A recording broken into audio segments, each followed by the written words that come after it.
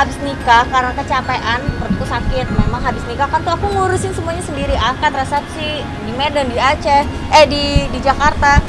Jadi capek. Setelah itu sakitlah perut, masuk rumah sakit. Udah gitu ya memang habis lahiran suka sakit lagi. Kalau ditanya sakitnya apa aku juga nggak tahu. Dibilang mah kalau hamil rasa sakit mah itu akan 2-3 kali lipat. Tapi ini hamil malah gak sakit sama sekali. Gitu. Apa karena aku istirahat juga di rumah, tapi nggak juga sih, kerja juga ya Beb ya, lagi hamil. Jadi aku nggak tahu sampai detik ini tuh memang ada 6-7 dokter yang pegang. Kadang-kadang kan kita ngomong sakit perut, ternyata dari pikiran, lagi capek, segala macam, ada yang lagi dipikirin, urusin.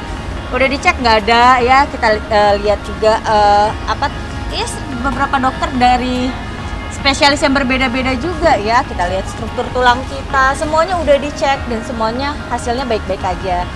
Tapi kenapa memang masih sakit sampai jalannya nunduk, gak bisa tegap ya, aku masih belum tahu apa jawabannya. Tapi untuk saat ini alhamdulillah lagi nggak sakit ya, alhamdulillah, jangan didoain lagi nggak sakit gitu. Tapi memang sakit itu tuh suka muncul mendadak dan kalau udah sakit banget, nggak bisa jalan, nunduk sampai nangis gitu. Jadi dokter juga bingung kalau ngelihat aku nangis juga, dia kayak aku tahu kamu sakit tapi kita nggak nemuin apapun. Dan ini udah dari dulu udah dicari tapi nggak selalu ada, nggak setiap hari ada, ya muncul sesekali gitu sakitnya. Dan udah dicobain juga kayak diet tepung, cabe, teh, kopi, udah dilakuin semua yang pantangan-pantangan itu, tapi ya nggak ada perubahan ya. Bisa sebulan. Iya, waktu itu masuk rumah sakit, iya hampir sebulan tapi belum ada jawabannya aja, belum ada titik cerahnya aja. Jadi masuk rumah sakit keluar ya belum ada jawabannya sampai detik ini. Udah dicek semuanya, tulang, apa aja ya waktu itu 7 dokter. Tulang, saraf, dari fisioterapi juga ada, penyakit dalam ada. Semuanya, dan udah endoskopi, semuanya udah dicek. Waktu itu udah sempat keluar negeri juga sih buat cek juga gitu. Tapi memang belum ada jawabannya. Paling gitu. Ketemunya itu iritasi lambung, iya, iritasi pencernaan aja sih. Memang aku kalau makan kayak misalkan disuruh puasa sebelum lakukan tindakan gitu, aku puasa dari jam misalkan dari jam 7 malam udah puasa sampai besoknya jam 10 pagi baru tindakan. Memang seharusnya kan perut udah kosong, tapi aku masih belum kosong, telat masih pengosongannya. Iya, telat. Itu aja sih. Tapi sampai saat ini seharusnya itu nggak akan sesakit ini ya, karena aku pribadi jujur kuat tahan sakit juga sih orangnya. Jadi kalau aku udah sakit apapun itu kayak pusing atau apa, aku masih bisa tahan gitu. Tapi itu sakit banget sih, tapi aku masih belum ketemu apa sih, masih dicari tahu. Tapi ya pas udah kambuh baru aku akan ke dokter, akan dicari tahu. Kalau lagi nggak kambuh kan nggak akan ketemu juga, berarti lagi sehat. Suami baca doa, aku setiap hamil lagi hamil besar juga suami selalu baca. Kita masih pakai tradisional lah ya, pakai bawang putih. Bawang putih ya Beb ya, masih pakai peniti. Itu suamiku baca apa habis itu dipakein, masih kayak begitu kok. Jadi kayak masih ikut tradisional gitu lah. Sampai merogoh kocek pantas juga nggak sih Kak untuk pengobatan sendiri? Nah itu urusan suami yang bayar. Jadi nggak mau tahu. Nanti pusing, jadi sakit lagi perutnya. Atau merogoh kocek fantastis atau Apa? Untungnya asuransi. Iya. Memang kan sampai sebulan berarti benar-benar bed rest, nggak bisa beraktivitas sama sekali.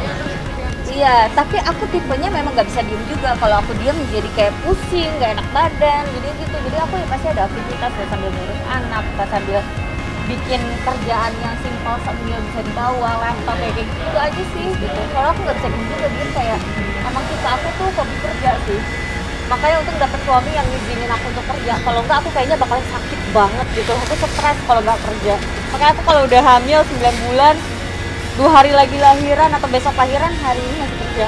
Ya mohon doanya aja dari teman-teman semua, semoga kita semua sehat ya. Amin.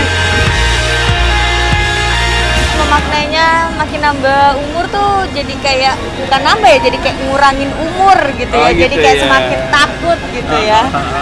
Tapi ya semoga sehat selalu, terus menjadi lebih baik lagi. Menjadi lebih baik lagi. Pencapaiannya di umur yang baru apa ya? Ya pasti menjadi Umurnya. lebih baik lagi Iya. pastinya. Kan selama ini juga pasti bersyukur juga, Iya. udah banyak rezeki juga dari Allah. Iya. Baik secara materi, terus juga udah diberikan rezeki anak dua yang benar-benar Iya. super lucu banget. Terus terang saya doain ya, pengen banget karena kan pengen dapet cewek, jadi kayak akan berusaha terus untuk dapet cewek. Terus terang saat ini kita lagi fokus sama anak sih, lagi fokus sama anak. Iya. Jadi kayak karena umur-umur segini tuh lagi butuh perkembangan yang lebih baik, lebih bagus lagi. Jadi lagi fokus. konsen banget ke situ lah ya. Benar, karena Syakil kan di udah umur mau 3 tahun ini dia sudah banyak tahu, banyak mengerti, udah banyak bisa ngomong.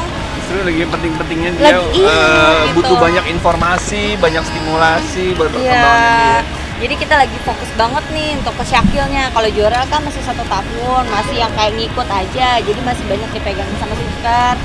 Walaupun nama kita juga ada, sering juga, tapi ya Karena dia udah Syakil mulai nggak lebih bisa. menjelajah dunianya dia tuh kayak gimana. dia udah banyak maunya, banyak taunya, banyak mintanya, sudah ke tahap sana lah. Dan jadwal dia lebih padat ya daripada jadwal kita. Dia ada sekolah, les, ngaji. Dari umur 1,5 tahun Syakil memang udah panggil guru ngaji sendiri ke rumah. Tapi ya itu ya, guru ngajinya sambil belajar motorik juga gitu. Terus udah gitu belajar gunting, Keseniannya juga ya. ada keseniannya juga. Terus alhamdulillah sekarang Syakil udah bisa ambil wudhu sendiri, sudah bisa baca Al-Fatihah lengkap, full. Terus udah tahu doa makan, ya mungkin pendek-pendeknya udah bisa lah seperti itu. Jadi kita juga jadi wah happy ya, maksudnya ya anak umur segitu kan cepet nangkapnya dan cepet hafalnya. Dia senang banget kereta, dia paling nanya kok bisa jalan. Kadang-kadang kan naik kereta kalau yang kayak kita pergi keluar gak ada orangnya, ya biasanya orangnya sebelah sana kan, kita ngeliatnya sana jalan juga, tapi dia nanya itu. Terus dia suka roda, dia suka nanya ke roda, dia liatin, dia pegang. Hanya sesimpel itu dulu sih, tapi memang dia suka banget kereta, jadi sering dia tanya soal train aja gitu. Dan dia pengen banget kayak selalu minta naik MRT. Jadi kita udah naik MRT ini berdua nih gitu kan, sama anak-anak udah minta itu soalnya. Kita masih ngurus sendiri sih, masih handle. Terus terang tidur anak sama kita, tidur siang, tidur malam. Jadi kalau kita lagi ada kerjaan, kayak bener-bener kayak salah satunya lagi kerja, satunya yang bantu handle anak. Tapi kalau dua-duanya lagi kerja, anaknya kita bawa. Jadi kayak tidurnya ya di mobil gitu. Jadi kita masih handle sendiri, apalagi Syakil sudah makin besar, sudah banyak omongan. Jadi dia udah bisa ngomong kayak, Mami, Papi, Syakil Udah mau banyak ikut, maunya ya? udah minta ikut. Jadi kayak karena dia tahu yang ngurusin dia adalah mami papinya, gantiin baju, mandiin, makan segala macam. Pengen Jadi terus dia bareng. pengen terus bareng gitu. Ya lagi fokus ke situ sih. Jadi kalau kita kerja ya kita bawa anaknya, tapi kalau salah satu ya satunya yang ngurus anak.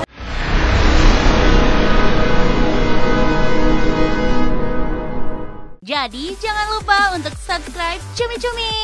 Ditekan ya tombol lonceng merahnya.